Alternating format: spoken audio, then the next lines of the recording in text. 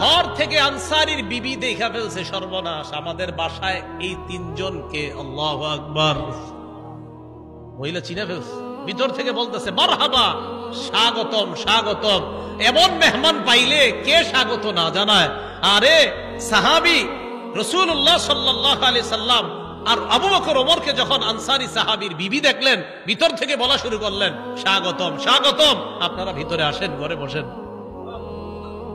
নবীজি ঘরে গিয়ে বললেন আইনা ফুলান, স্বামী কোথায়? মহিলা ভিতর থেকে জবাব দিলেন যাহাবা ইস্তাজিবু লানা মিনাল মা, হুজুর মিষ্টি পানি আনতে গেছে আমাদের জন্য। এবার দেখেন কি হয়, ইতিমধ্যে আনসারী সাহাবী আসছে। আসার পর সাহাবী দেখে বাসায় নবীজি, আবু বকর ওমর। আচ্ছা একটু ভাবেন তো মনে মনে, ওই যুগে যদি আপনি হইতেন আর যদি বাড়িতে গিয়ে দেখতেন হঠাৎ নবীজি আর আবু বকর ওমর আপনার ঘরে,